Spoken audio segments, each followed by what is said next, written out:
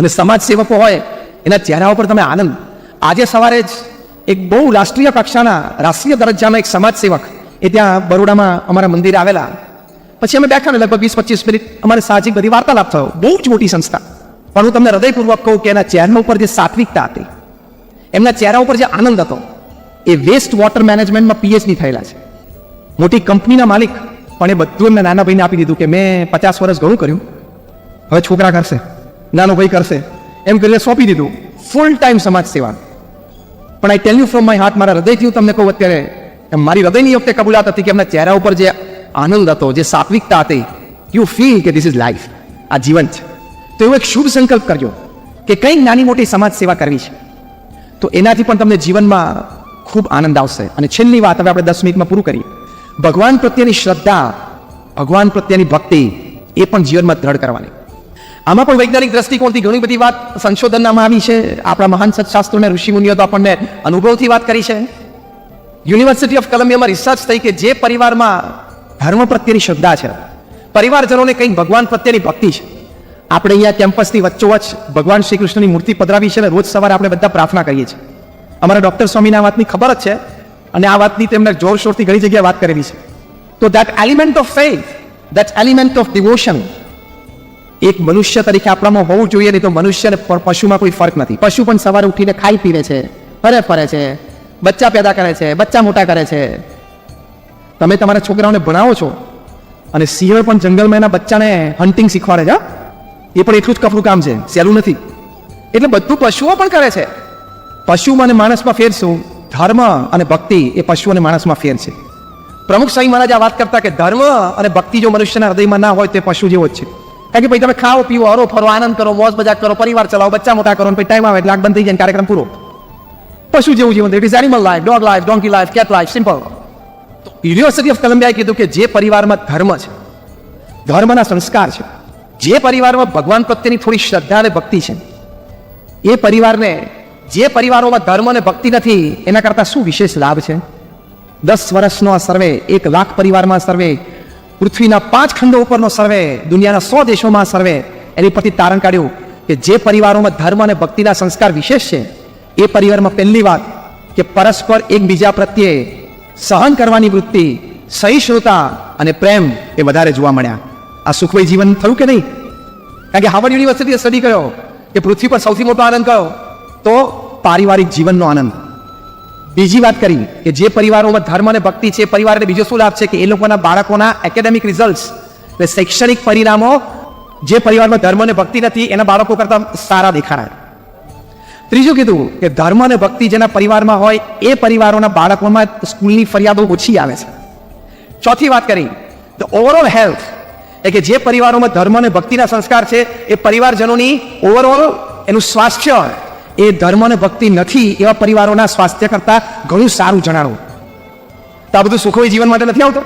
ધર્મ અને ભક્તિના સંસ્કારથી તમારા બાળકોનો અભ્યાસ તો સારો થતો હોય, તમારા બાળકોની ફરિયાદો ઓછી આવતી હોય, તમારું બધા પરિવારમાં બધા જ પરિવારજનોનું સ્વાસ્થ્ય સારું રહેતું હોય, તમારા પરિવાર વચ્ચે ટોલરન્સ, એક્સેપ્ટન્સ, એડજસ્ટમેન્ટ એટલે કે સહિષ્ણુતા, પ્રેમ, લાગણી, સહન કરવું એ વધી જતું હોય, તો એ સુખમય જીવન યાત્રા નથી?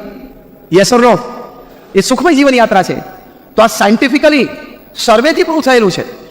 પણ આપણે ઘણી વખત કેવું છે કે અમે સંતો કહીએ તમને ઓછું મનાય, પણ એની જ વાત પછી પશ્ચિમમાંથી રિસર્ચ થઈને આવે ને તો કે હવે બરોબર આપણે કહીએ ને કે યોગ કરો તો યોગ ના કરે, પણ એ યોગ અમેરિકા જાય, યોગ વાયોજી યોગની પાછળ બિગ ઇન્ફ્લેટેડ અમેરિકન એ લાગે યોગા અને પાછું આવે ને તો કે હવે કરું. આપણી માનસિકતા એવી છે. પણ આ હકીકત છે. એક છેલ્લો પ્રસંગ એને પૂરું કરું. જો ભગવાન પ્રત્યેની શ્રદ્ધા અને ભક્તિ તમને પ્રેક્ટિકલી શું લાભ આપે છે? Let us talk practical. આપણે થિયરીની વાતો નથી કરવી. રોજિંદા જીવનમાં મિનિટ ટુ મિનિટ તમને શું લાભ થાય છે? તો સૌથી મોટો લાભ એ છે કે કપરી પરિસ્થિતિ, પ્રતિકૂળ સંજોગોમાં તમને આ વાત સ્થિરતા આપશે, બે બાકડા થતા બચાવશે, સ્ટ્રેસ લેવલ તમારો ઓછો કરશે અને તમને આપઘાતમાંથી પણ બચાવશે. બહુ મોટા સાયકેટ્રિસ્ટ હતા કાર્લ યંગ, એમણે લખ્યું છે કે મેં 60 વર્ષ સુધી સાયકેટ્રિસ્ટની પ્રેક્ટિસ કરી. એટલે સાયકેટ્રિસ્ટ એટલે ગાંડા, સાયકેટ્રિક ગાંડાની ટ્રીટમેન્ટ કરી. કેટલા વર્ષ? 60 વર્ષ આંતરરાષ્ટ્રીય કક્ષાએ. અને સાયકેટ્રી વિભાગના પિતામહ કહેવાય કાર્લ યંગ. એમણે કહ્યું કે મેં 60 વર્ષ સુધી ગાંડાઓની ટ્રીટમેન્ટ કરી છે એને સાજા કરવા માટે. હવે વાક્ય સાંભળજો. ડોક્ટર કાર્લ યંગે કહ્યું કે 60 વર્ષ મેં ગાંડાઓની ટ્રીટમેન્ટ કરી, પણ એક પણ પેશન્ટ મારી પાસે એવો નહોતો કે જે ભગવાનમાં એને શ્રદ્ધા અને ભક્તિ હતી અને મારી ટ્રીટમેન્ટની જરૂર પડી હોય. સ્થિરતા, સ્ટેબિલિટી. 1972ની સાલમાં યુગાન્ડામાં ઈદી અમીનને રાતોરાત સપવાયું કે બધા એશિયનોને કાઢો. આપણા બધા ગુજરાતી ત્યાં યુગાન્ડામાં બધા લાખોપતિ અને કરોડોપતિ હતા, મર્સિડીઝ ફેરવતા હતા 60 અને 70ના દાયકામાં. મોટી મોટી દુકાનોના માલિક હતા, ફેક્ટરીઓના માલિક હતા. અને ઈદી અમીન આવ્યા અને કે 72 કલાકમાં દેશ છોડો, પહેરેલા કપડે છોડો. અને સૈનિકો ઘરે ઘરે ગયા કાઢવા માટે. પહેરેલા કપડે નીકળો તો શૂટ કરી દઈએ. ઘણાને શૂટે કર્યા. પણ યુગાન્ડા બ્રિટિશ કોલોની હતી એટલે બધા પાસે બ્રિટિશ પાસપોર્ટ હતો. પણ ઘણા બધા વૃદ્ધો હતા કે આપણે 60-70 થઈ ગયા તો આપણે ભારત પાછા જવાનું 10 વર્ષ છે. ઘણા યંગસ્ટર હતા ને બધા લંડન ગયા. 72 કલાકમાં તો બધા જ એશિયન્સને યુગાન્ડામાંથી કાઢી મૂક્યા.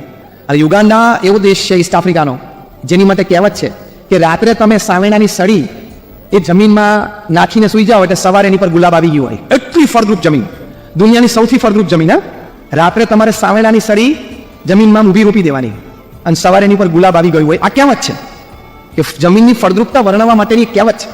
આ બધા લંડન ગયા. મર્સિડીઝ ફેરવતા હતા એ બધા બીજે દિવસે સવારે લંડનમાં ઘરે ઘરે છાપા નાખવા જતા હતા. કેવી પરિસ્થિતિ. આ બધું 72 કલાકમાં જ થયું છે. માણસ ગાંડો થઈ જાય કે નહીં?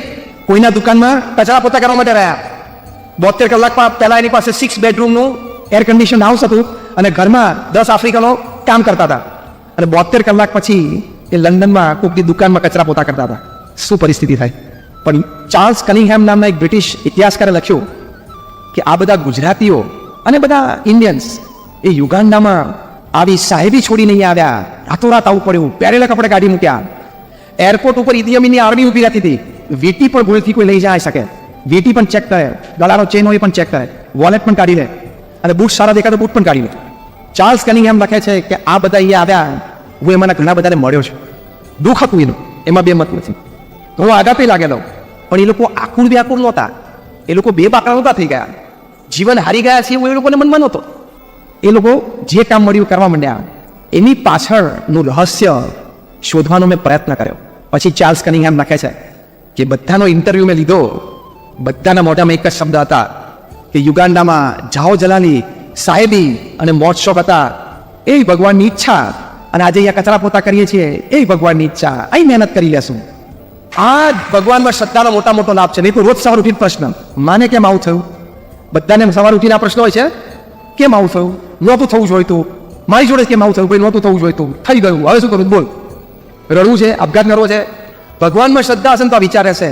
कल जो था वो भी भगवान की इच्छा, आज जो है वो भी भगवान की इच्छा, कल जो होगा वो भी.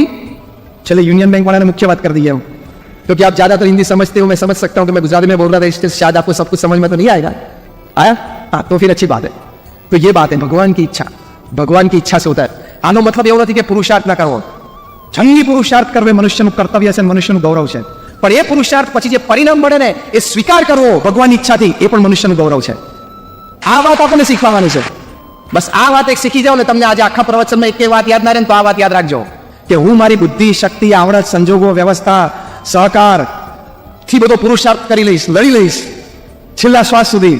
પણ પછી કદાચ મારી મનગમતી પદવી કે મનગમતું સ્થાન અથવા મનગમતો દરજ્જો કદાચ મને ન મળ્યો, એનાથી ઓછું મળ્યું તો હું પ્રેમથી સ્વીકારી લઈશ.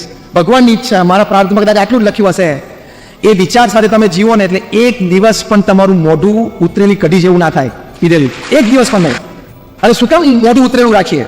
શું કામ હતાશા અને નિરાશામાં જઈએ? એક તો જીવું 70-80 વર્ષ, એમાં રોજના 8 કલાક જો સુઈએ એટલે 23 વર્ષ તો શું જતા રહે? તો રહ્યું શું? એમાં મોઢું કરમાઈને શું કામ કરવું? સવારથી તાજા જ રહેવાનું, આનંદમાં જ રહેવાનું. મળ્યું બહુ સારું, ના મળ્યું વધારે સારું. કેમ? મળ્યું એ મારી ઈચ્છા, ના મળ્યું ભગવાનની ઈચ્છા, કંઈક બીજું હશે. આ વિચારથી જીવન અને જીવન યાત્રા સુખમય રહે. તો આપ સર્વે માટે અમે પ્રાર્થના કરીએ છીએ. ફરી વખત સૌજીભાઈનો ખૂબ ખૂબ આભાર કે એમના આયોજનથી આપણે આજે મળી શક્યા. એમની માટે, એમના બધા પરિવારજનો માટે અમે ખૂબ પ્રાર્થના કરીએ છીએ કે એમની ખૂબ પ્રગતિ થાય અને વહેલાસર વરાછાથી પાછું બધું અહીંયા તંત્ર ગોઠવાય. મને પાછળ દેખાડ્યું બધું ગોઠવાઈ જેવું, એ બધું વહેલું ગોઠવાઈ જાય અને જેટલો અત્યારે વર્કફોર્સ છે એનો ડબલ વર્કફોર્સ ઊભો થાય એવી આજના દિવસે પ્રાર્થના કરીએ છીએ. આપ સર્વેના પરિવારજનોને પણ ખૂબ સંસ્કાર પ્રાપ્ત થાય, ભગવાન પ્રત્યેની શ્રદ્ધા પ્રાપ્ત થાય, તમારા સંતાનો પણ ખૂબ સારું ભણે અને આપણે જે $5 ટ્રિલિયન ઇકોનોમી બનાવવી છે એ આપણે આપણી આંખે સારી રીતે જોવી છે. ભારતને એક વિકસિત દેશ અને બીજો શબ્દ પણ મહાસત્તા એ આપણે બનાવવો જ છે.